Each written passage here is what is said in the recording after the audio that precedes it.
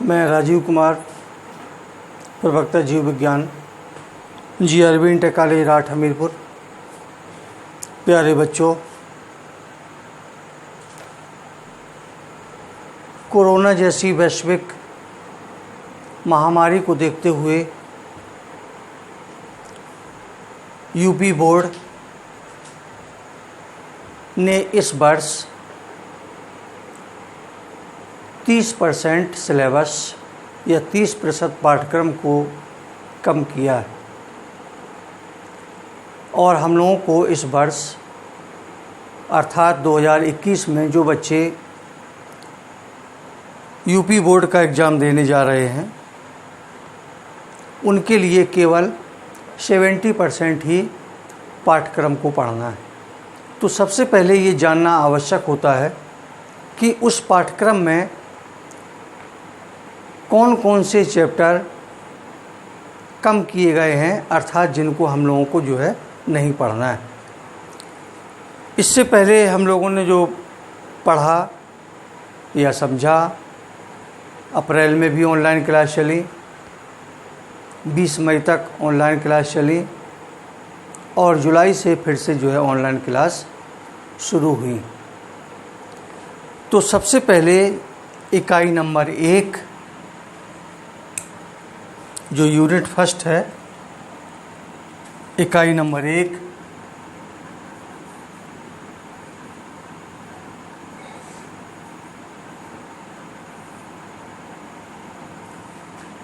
इसमें जो जीवों का जनन है चैप्टर था पहला।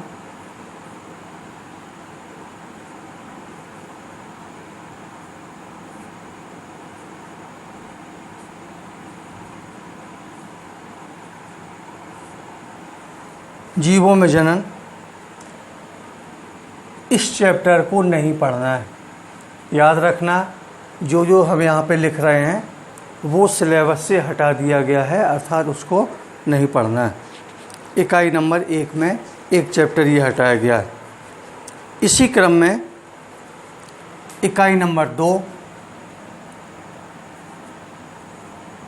विकास, या उसी को हम लोग कह सकते हैं जैव विकास।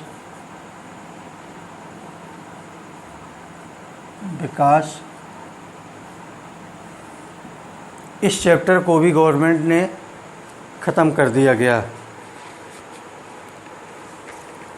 इकाई नंबर 3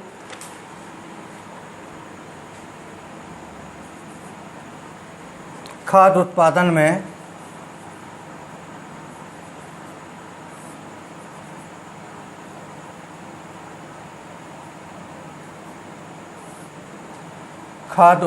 में वृद्धि की कार्यनीति।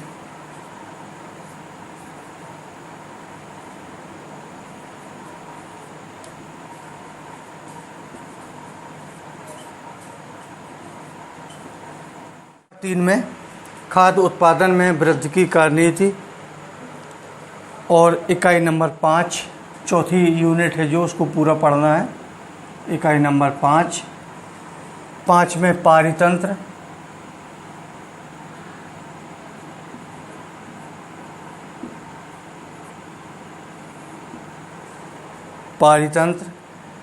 और अगला चैप्टर है पर्यावरण के मुद्दे।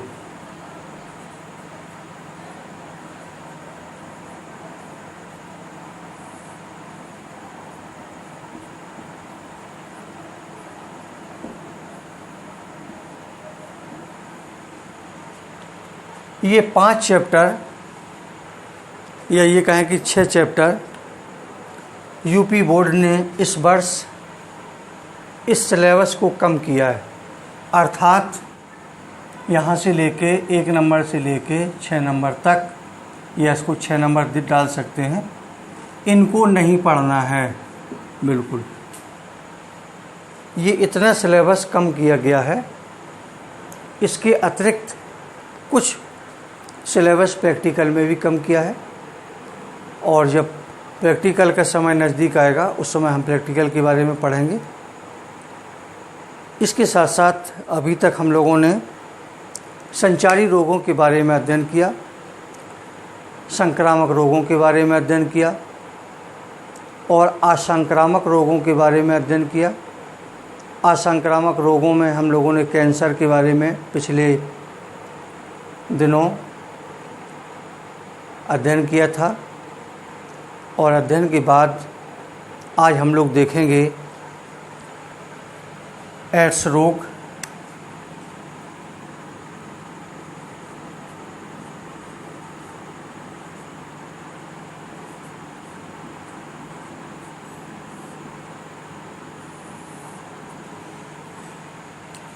सबसे पहले देखेंगे एड्स क्या है, इसका पूरा नाम क्या है। तो देखें इसको, एक्वायर्ड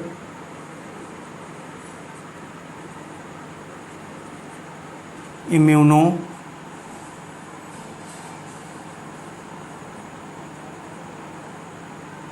डिफिशियंसी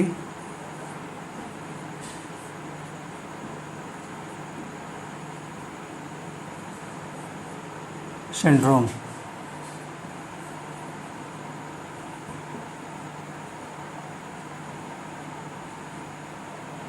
या हिंदी में देखें इसी को, उपार्जित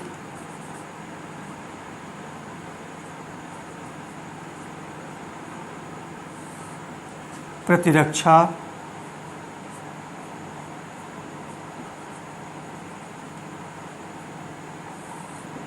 न्यूनता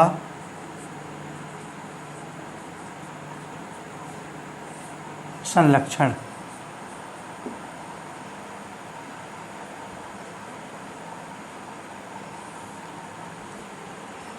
चूँकि ये एड्स है, ऐसे हो गया एक्वायर्ड इम्यूनो डिफिशियंसी सिंड्रोम।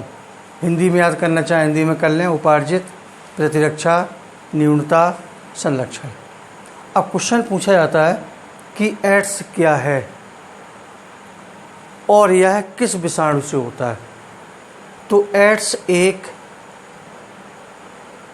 लाइलाज रोग है, अर्थात एड्स रोग की अभी तक कोई भी वैक्सीन नहीं बनी, और जो इसका वायरस होता है उस वायरस का नाम है HIV।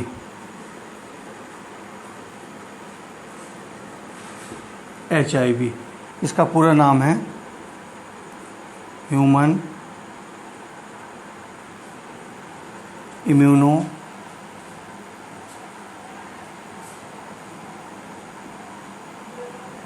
डिफिशियंसी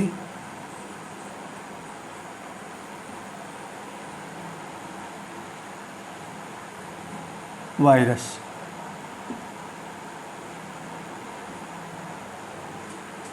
मानव प्रतिरक्षा न्यूनता विषाणु, हिंदी में लिख लें, मानव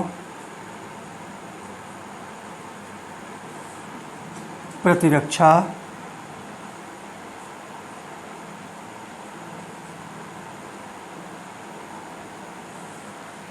न्यूनता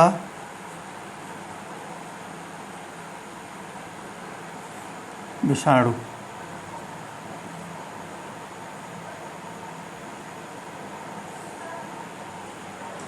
इंग्लिश में चाहे इंग्लिश में याद कर सकते, चाहे हिंदी में चाहे हिंदी में याद कर लें। क्वेश्चन पूछेगा एड्स क्या है, किस विषाणु से होता है और क्या क्या लक्षण हैं, क्या उपचार है। यदि देखा जाए बच्चों, ध्यान से समझना बहुत इम्पोर्टेंट है, इससे एक क्वेश्चन ज़रूर पूछा जाता है बोर्ड एग्जाम में कि सबसे पहले अमेरिका में सन 1981 में दो समलैंगिक युवकों में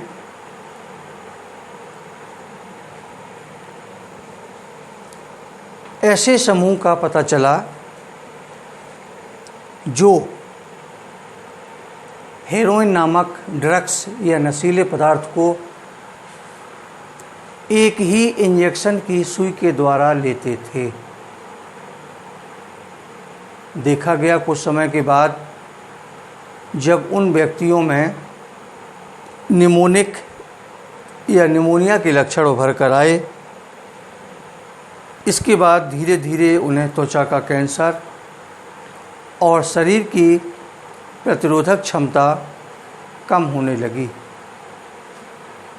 क्योंकि जो HIV वायरस है ये शरीर के प्रतिरक्षा तंत्र को कमज़ोर बनाता है और बाद में जो है नष्ट कर देता है। तो क्वेश्चन पूछा जाता है कि HIV वायरस शरीर के किस तंत्र को नष्ट करता है, तो उसका आंसर है प्रतिरक्षा तंत्र को। जब प्रतिरक्षा तंत्र डैमेज हो जाता है व्यक्ति को, तो उस व्यक्ति के शरीर में विभिन्न प्रकार की बीमारियां शरीर में प्रवेश करने लगती हैं और धीरे धीरे उस व्यक्ति की अन्य रोगों से लड़ने की क्षमता समाप्त हो जाती है और अंत में उसकी मृत्यु हो जाती है। अब क्वेश्चन आता है कि क्या लक्षण हैं। धीरे धीरे संक्रमण होने के बाद उस व्यक्ति को बुखार आना शुरू होगा, शरीर में अन्य रोगों से लड़ने की क्षमता कम होगी और उसके शरीर में विभिन्न रोग उत्पन्न हो जाते हैं। एक व्यक्ति से दूसरे व्यक्ति में कैसे इसका जो है ट्रांसमिशन या संक्रमण होता है। मान लीजिए इंजेक्शन की सिरिंज एक व्यक्ति को लगाई गई और उसी सिरिंज का उपयोग दूसरे व्यक्ति को कर दिया गया। इससे भी HIV वायरस एक व्यक्ति से दूसरे व्यक्ति में जा सकता है। सेक्सुअल रिलेशन या शारीरिक संबंध बनाने से एक व्यक्ति से दूसरे व्यक्ति में इसका संक्रमण हो सकता है। इसके साथ साथ रुधिर आदान के समय या ब्लड डोनेशन के समय या ब्लड एक व्यक्ति से लेने और देते समय भी इसका संक्रमण हो सकता है। शेविंग कराते समय, बाल बनवाते समय इसका संक्रमण एक व्यक्ति से दूसरे व्यक्ति में हो सकता है। इनमें ज़रूरी नहीं है कि एक व्यक्ति से संक्रमण दूसरे में हो ही जाए, इसलिए सभी में कंडीशन लगी हैं, मे बी ऐसा हो सकता है। संक्रमण होने के बाद बहुत तेज़ी से यह रोग पूरे विश्व में फैल रहा है और फैलने का कारण क्या होता है, या ये कहें कि HIV की आज तक जो है कोई भी वैक्सीन नहीं बना पाए वैज्ञानिक। उसका कारण क्या है कि जो HIV वायरस होता है इसमें पाया जाता है सिंगल स्ट्रैंड RNA, RNA। यह है एक सूत्र का बना हुआ RNA और यहाँ पर इसमें होता है एंजाइम। इसको कहा जाता है रिवर्स ट्रांसक्रिप्टेज।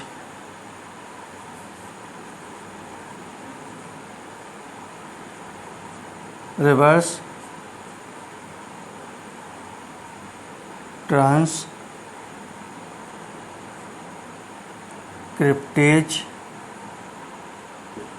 एंजाइम।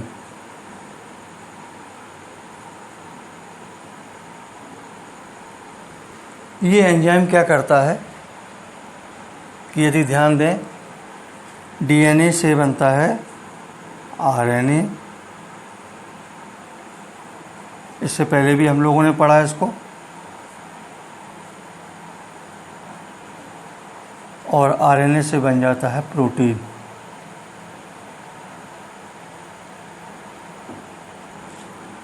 तो यहाँ पर जो DNA से RNA बनता है वो भी इसमें यहाँ पर बनता है मैसेंजर RNA, और DNA से RNA बनने की प्रक्रिया को कहते हैं ट्रांसक्रिप्शन।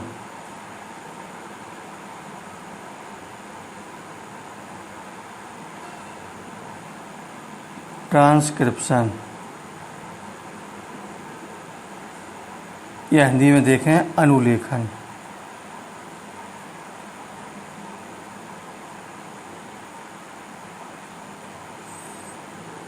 अनुलेखन। तो क्या होता है कि जो ये रिवर्स ट्रांसक्रिप्टेज एंजाइम है, ये आरएनए से फिर से डीएनए में कन्वर्ट हो जाता है, और जैसे ही आरएनए से डीएनए बना, डीएनए में होती है द्विगुणन की क्षमता। तुरंत 1 से 2 डीएनए बने, 2 से 4, 4 से 8। इसी क्रम में तेज़ी से जो है मल्टीप्लिकेशन या द्विगुणन होने लगता है, और इसकी संख्या बहुत तेज़ी से बढ़ती चली जाती है।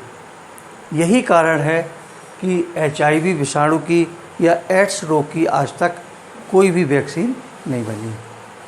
तो फिलहाल आज इतना हम लोग जो है पढ़ लेते हैं, शेष कंटिन्यू हम लोग जो है कल करेंगे।